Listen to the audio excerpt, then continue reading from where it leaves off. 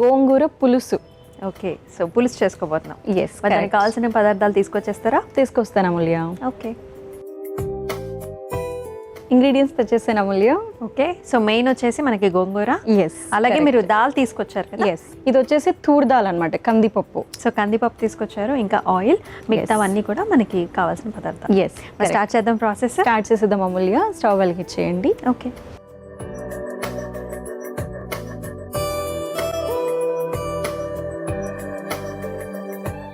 So first time వేసుకోండి. First oil వేసేద్దాము. Okay,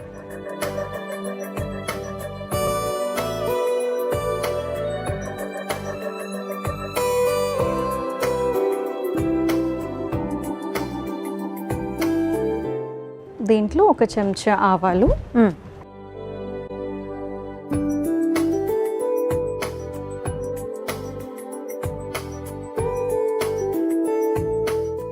పచ్చిమిర్చి.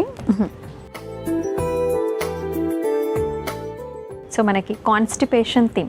ఎస్, ఈ మధ్య కాలంలో పెద్దవాళ్ళని లేదు, చిన్నపిల్లలని లేదు, ప్రతి ఒక్కళ్ళు కూడా one or the other day face చేస్తున్న మెయిన్ ఇష్యూ ఇది. కరెక్ట్. సో ఇది వరకు కూడా రెగ్యులర్గా ఉండే వాళ్ళకు కూడా ఈ మధ్య కాలంలో కాన్స్టిపేషన్ అనేది ఇంక్రీజ్ అయిపోతుంది. కరెక్ట్. సో దీనికి ఆల్రెడీ రకరకాల కారణాలు ఉన్నాయి. మనకి స్ట్రెస్ కూడా ఒక మెయిన్ కారణాలు.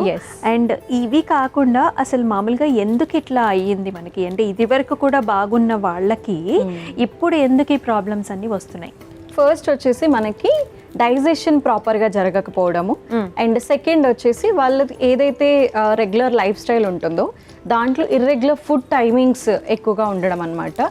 అండ్ ఫైబర్ ఫుడ్ ఆబ్వియస్లీ మనకి చాలా ఇంపార్టెంట్. మనం రెగ్యులర్గా తీసుకునే ఫుడ్లో మన ఫైబర్ అంటే కర్రీ, ఆ కర్రీ కూడా కొంచెం కర్రీ పెట్టేసుకొని ఎక్కువగా రైస్ తినేస్తూ ఉంటాం అనమాట. సో ఫైబర్ అనేది చాలా ఇంపార్టెంట్. ఫైబర్ అంటే వెజిటేబుల్స్ ఎక్కువగా ఇంక్లూడ్ చేసుకోవాలి. నెక్స్ట్ వచ్చేసి ఇంకా వేరే అదర్ మెడికల్ కండిషన్స్ ఏదైనా డయాబెటీస్ కానీ, బ్లడ్ ప్రెషర్ కానీ, లేకపోతే ప్రెగ్నెన్సీ టైంలో కానివ్వండి, ఇంకా వేరే అదర్ మెడికల్ కండిషన్స్ ఉన్నప్పుడు కూడా కాన్స్టిపేషన్ ఎక్కువగా ఫ్రీక్వెంట్గా చూస్తూ ఉంటాం అనమాట. సో కాన్స్టిపేషన్ అనగానే ఒక 1 డే మనకి స్టూల్స్ ఫ్రీ అవ్వలేదు అనగానే కాన్స్టిపేషన్ అని చెప్పి అని భయపడాల్సిన అవసరం లేదు. ఒకవేళ అది ఒక 2 to 3 days వరకు అలాగే ఉండి బ్లోటింగ్ అండ్ స్టూల్స్ టైంలో బ్లీడింగ్ అవ్వడము, సో వాళ్ళు చాలా ప్రెషర్ క్రియేట్ చేయడం అనమాట. సో ఇవంతా కూడా మనకి సిమ్టమ్స్ ఉంటే దాన్ని మనం డాక్టర్ని కన్సల్ట్ చేసి వాళ్ళు ఇచ్చేటటువంటి ట్రీట్మెంట్ తీసుకోవడం అనేది ఇంపార్టెంట్. షూర్. సో మనకి మిర్చి అయితే వేగిపోయాయి, నెక్స్ట్ టైం వేసుకుందాం. నెక్స్ట్ గార్లిక్ వేద్దాము.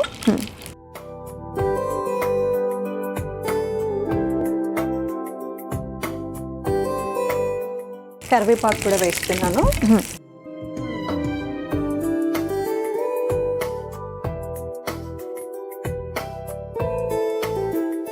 ఉల్లిపాయ ముక్కలు,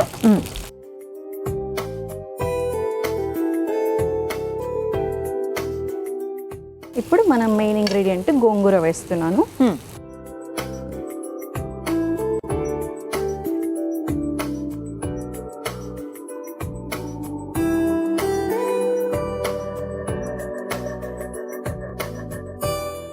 సో ఒకసారి మూత పెట్టేసుకున్నావా? ఎస్. సో ఇలా కాన్స్టిపేషన్ వచ్చినప్పుడు సో ఫైనల్లీ డాక్టర్ దగ్గరికి వెళ్తారు. సో దాని తగ్గట్టు మెడికేషన్స్ కూడా ఉంటాయి. సో ఈ మధ్య కాలంలో ఏంటంటే సో కొలనోస్కోపీ అని చెప్పేసి ఇంకా రకరకాల ప్రొసీజర్స్ కూడా వచ్చేసాయి. సో అలాంటి వాటికి అసలు వెళ్ళొచ్చా? ఎస్. సో కాన్స్టిపేషన్ నార్మల్గా హోమ్ రెమెడీస్ ఫాలో చేసినప్పుడు లైక్ ఫుడ్లో ఫైబర్ కొంచెం ఇంప్రూవ్ చేయడం కానీ, లేదంటే కొంచెం లాక్సేటివ్ ఫుడ్స్ అంటాము, అంటే ఫ్రీగా స్టూల్స్ ఫ్రీ చేసేవి అనమాట, బబల్ మూమెంట్ ఫ్రీ చేసేవి. అలాంటి ఫుడ్స్ తీసుకున్నా కూడా కాన్స్టిపేషన్ తగ్గట్లేదు అంటే ఖచ్చితంగా డాక్టర్ కొలనోస్కోపీ చేస్తారు. రీజన్ ఏంటి, ఎందుకు వాళ్ళకి స్టిల్ బబల్స్ క్లియర్ అవ్వట్లేదు?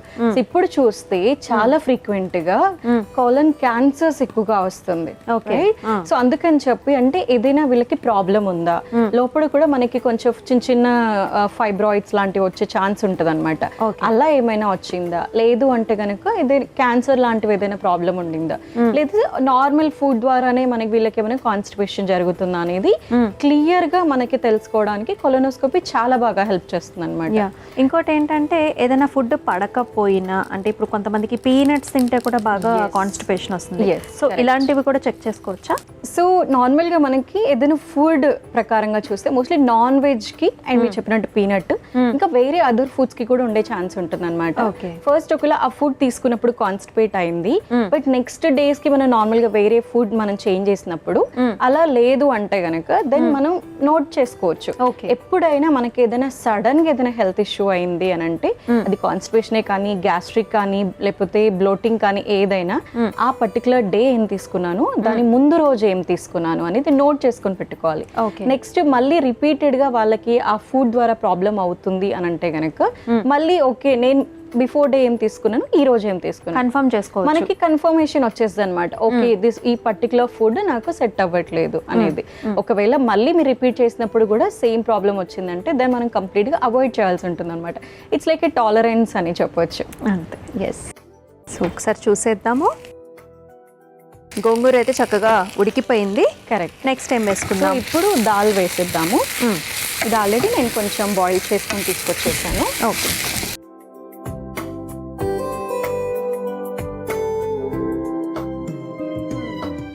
ఓకే, ఇంకేం వేయాలి? కొంచెం పసుపు,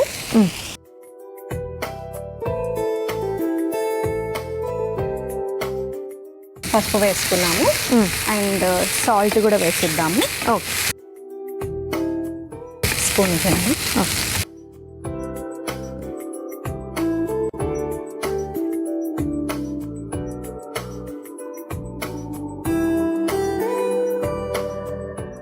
ఇంకేమైనా ఉన్నాయా? ఎస్.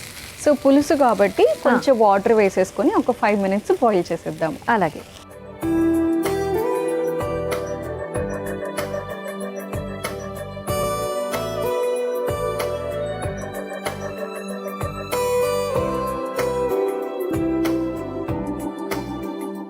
యమునా, పులుసు అయిందేమో చూసేద్దామా? చూద్దాం.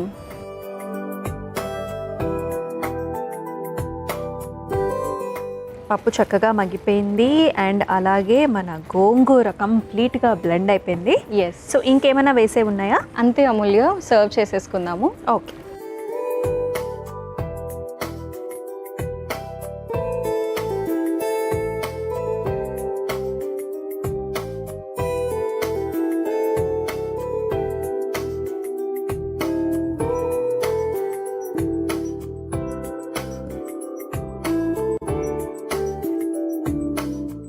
అయిపోయినట్టేనా? ఎస్ అమూల్య, గోంగూర పులుసు రెడీ అయిపోయింది. ఓకే. గోంగూర పులుసు అయితే రెడీ అయిపోయిందండి. మరి దీనికి కావాల్సిన పదార్థాలు అలాగే తయారీ విధానం మరొకసారి మీకోసం.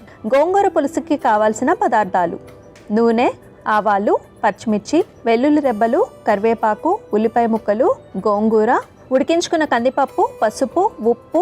గోంగూర పులుసు తయారు చేసుకునే విధానం: ముందుగా స్టవ్ ఆన్ చేసి ప్యాన్లో నూనె పోసి వేడైన తర్వాత అందులో ఆవాలు, పచ్చిమిర్చి, వెల్లుల్లి రెబ్బలు, కరివేపాకు, ఉల్లిపాయ ముక్కలు, గోంగూర వేసి మగ్గించుకోవాలి. తర్వాత అందులో ఉడికించుకున్న కందిపప్పు, పసుపు, ఉప్పు, నీళ్లు పోసి మగ్గించుకొని సర్వింగ్ బౌల్లోకి తీసుకుని సర్వ్ చేసుకుంటే గోంగూర పులుసు రెడీ.